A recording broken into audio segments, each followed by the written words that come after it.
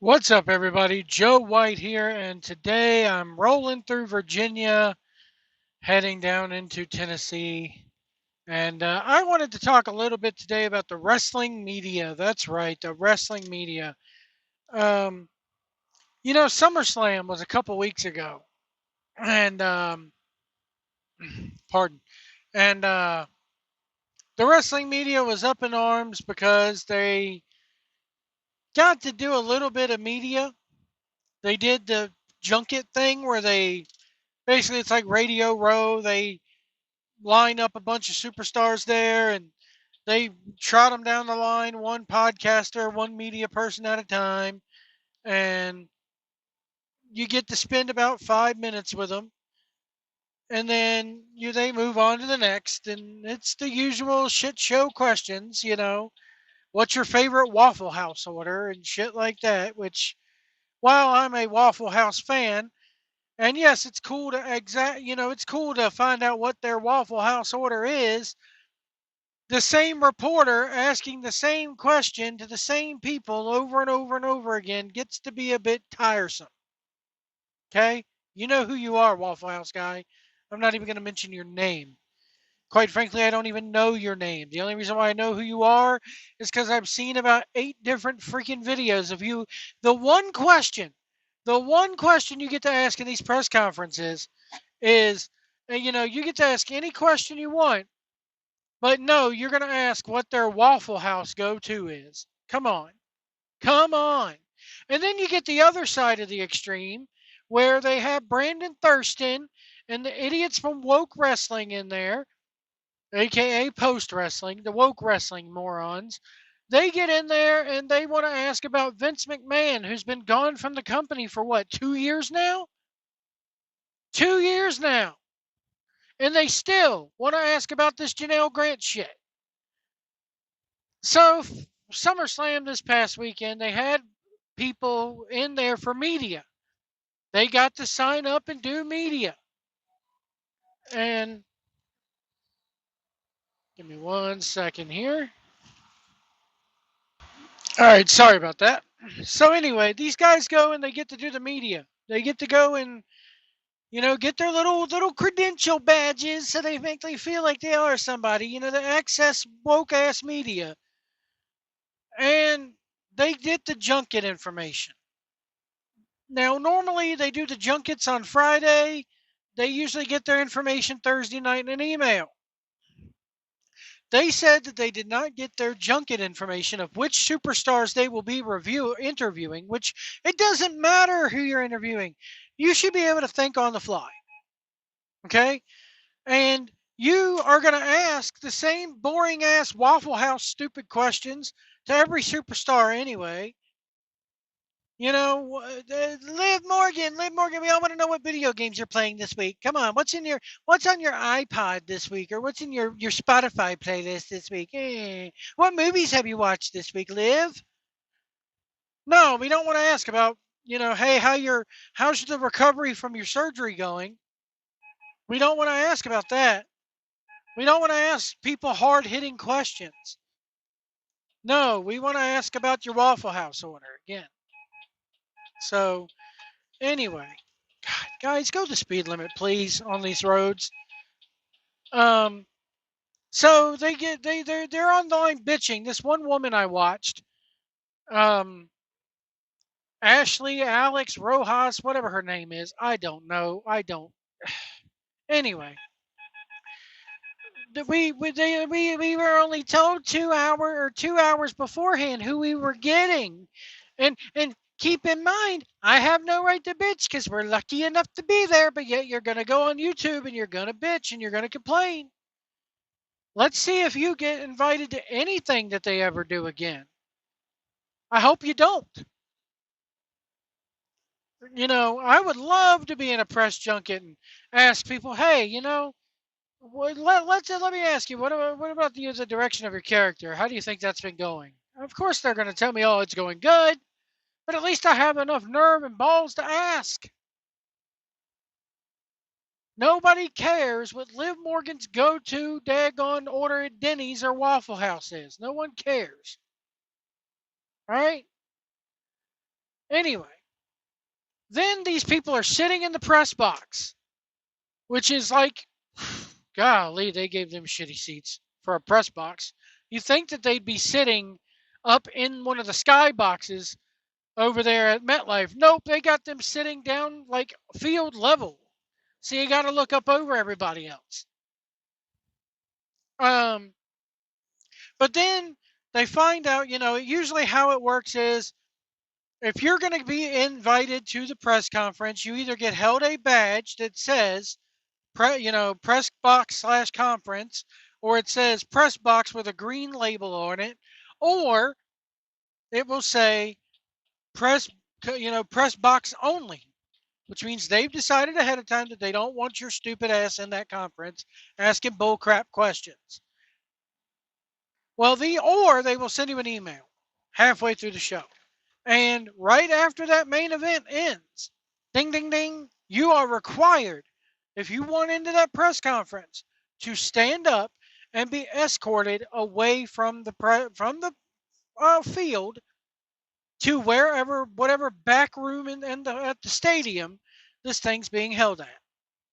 This one woman even showed footage from Survivor Series 2 years ago when Punk returned, and they were watching CM Punk's return on a tiny little WWE monitor while while it was going on from the press conference area.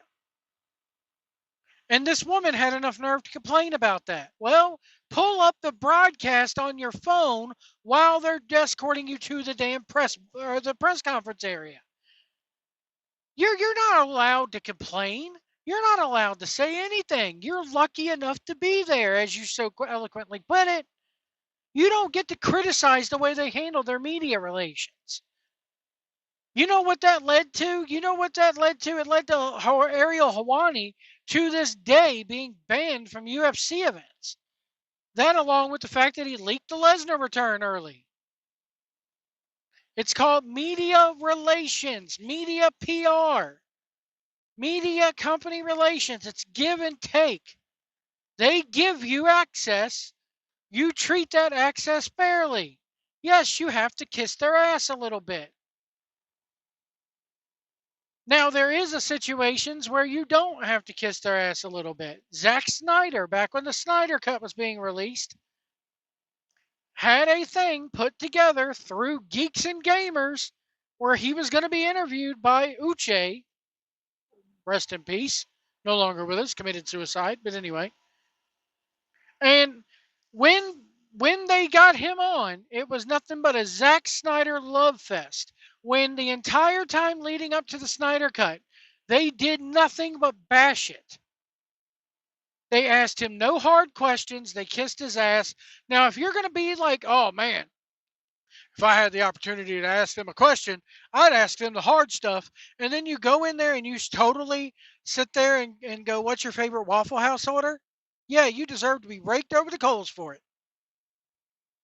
But we're going to assume here that you're going to play ball because you're getting credentials to begin with. Okay? Ever since the last time Brandon Thurston got to ask a Vince McMahon question, guess what? He hasn't been invited to one since. You don't see Dave Meltzer at those. Why? Because they know Meltzer's going to ask hard questions. Or he's going to ask stupid questions like when he asks, how was the workout process leading up to this return? What did you do? I never will forget that. Dave, that told me right there that Dave was a kiss ass. Pure and through when it came to AEW. Oh, come on, guys. Sorry, this damn distance alarm in this thing is so sensitive. Give me 1 second here. Guys, if you're going to not be able to go the speed limit, put your full ways on. And if you're in a four-wheeler, there's no reason for you not to set your cruise and go up here. I'm on I-81 here in Virginia, and these damn four-wheelers going slow. There's no sense in it. Anyway, so then you have these people being informed halfway through that there is no press conference for night one of SummerSlam or night two. Why? Because Triple H says it's better when they just have the fans there. Now, when the fans are chanting, "We want Cross," and you take that to mean "We want Brock," that shows your stupidity. Anyway, anyway, um, but and then this woman has enough nerve to make fun of Triple H, literally saying, "Well, when your big-headed ass, sits there and puts on your tiny little glasses and then reads the stats to us, and then we all applaud you on your way out." Yeah, you don't have to applaud him. No one's sitting there making you do that. No one's sitting there making you kiss their ass. And then they have enough nerve to go, "Well, we're YouTubers. We're just doing this to feed our family. We use these videos to get views." Go get a real fucking job. If now they've taken, I'm so sorry that they've taken away your cash cow. You spoiled little bitch. Okay? I'm sorry that they've taken away your cash cow. They took away your access. I guarantee you now that you won't get press credentials at all next time. You won't get, and then she goes, "We're lucky enough to get in for free." You mean you get in for free and then have enough balls to sit there? You're getting to sit field level. Granted, you're way far back on that field, so the seats weren't all that great. But those are seats that they could be selling for up thousands of dollars a piece. And you're getting them for free. And then you have enough nerve, enough chutzpah, enough balls to sit there and complain that they're not going to do a press conference. And then the wokeness. Oh my God, the wokeness sets in. Because then, after complaining about not having a press conference, oh yeah, the rumor around the press conference, around the press booth, was they're not doing this because of Trump. They're not doing this because Triple H was seen with President Trump. Yeah, it's smart. I mean, I'm not saying that I agree or disagree with them being shown on TV with President Trump, but because I could care less. I could care less. Okay? I don't watch WWE to be political and go, "Oh, he shouldn't do that," or "No, they shouldn't do that." It looks good for the company, and it's the company supporting physical fitness. Anyway. Oh, no, it's not Joe White. Would you have a problem with this if it were Obama? Would you have a problem with this if it was Biden? Would you even have a problem with this if it was George Bush? No, you wouldn't. But because it's the orange man, because it's the idiot, oh, we have a problem with it. I don't get it. I really don't get it. I mean, yeah, okay, Trump's a moron, but he's still the president. Over half this country elected him. Get over it. Get over it. There's my political soapbox. And oh, we weren't done yet because we go into night two. We go into night two. We go into night two, and oh, Brock is back. Brock Lesnar is back. Granted, yes, he agreed to meet with Janelle Grant. And yes, there was a statement in those things and the accusations. Okay, yes, we have text messages, so they're a little bit more than accusations. But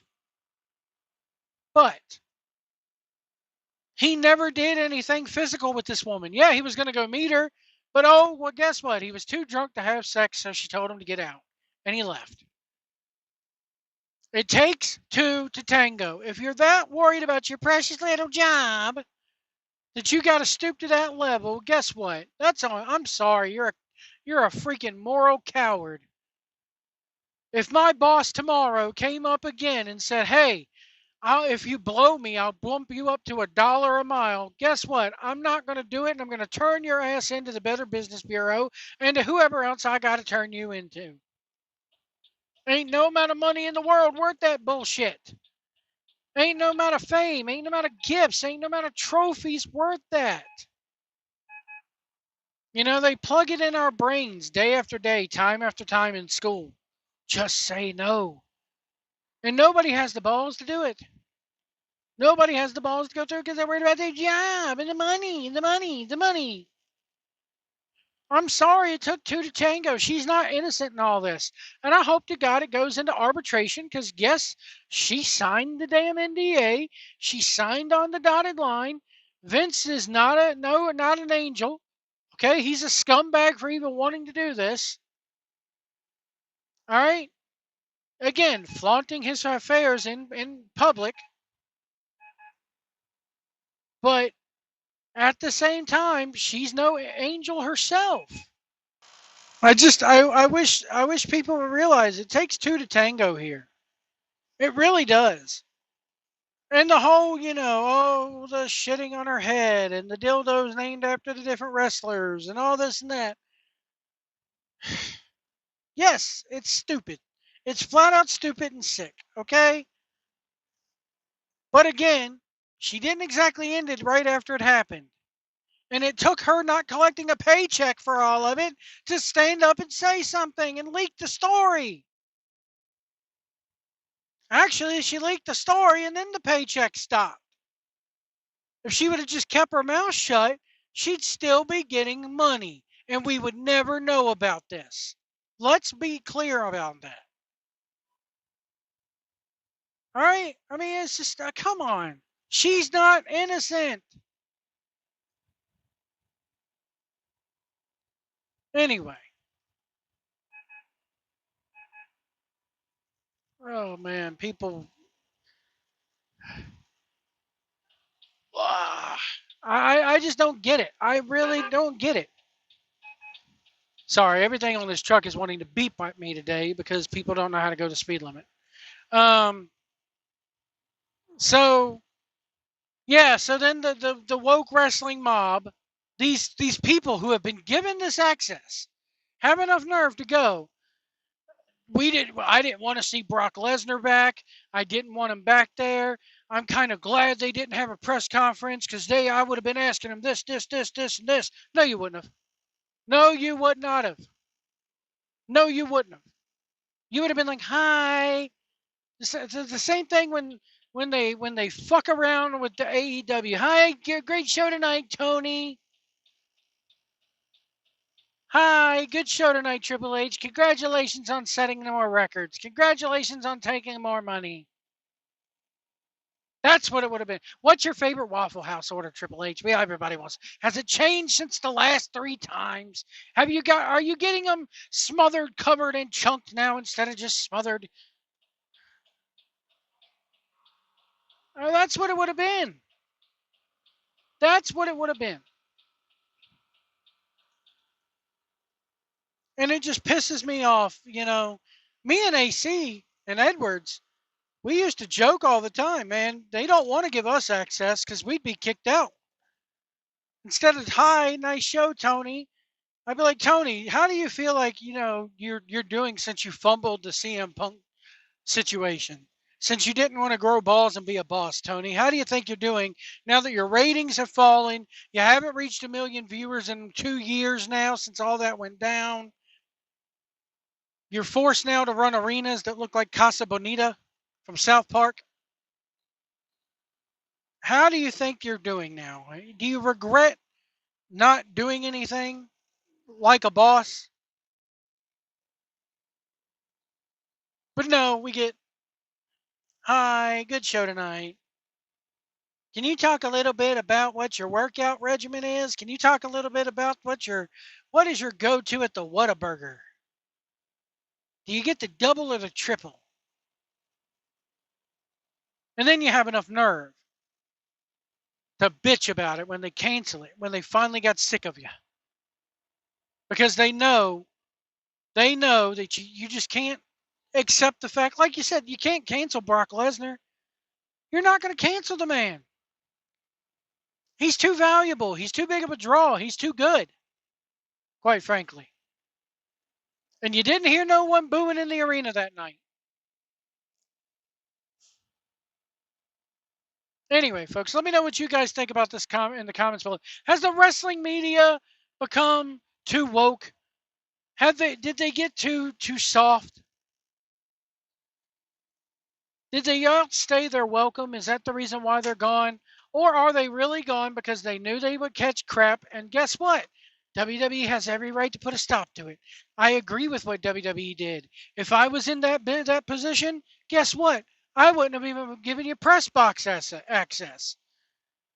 I wouldn't have done anything. I would have stopped it cold turkey. Guess what? We're not going to do a junket. We're not going to give you press box access. You want to come and cover the show? Okay. We're going to make you pay like everyone else. Let me know what you guys think about all this in the comments below. And we'll see you down the road.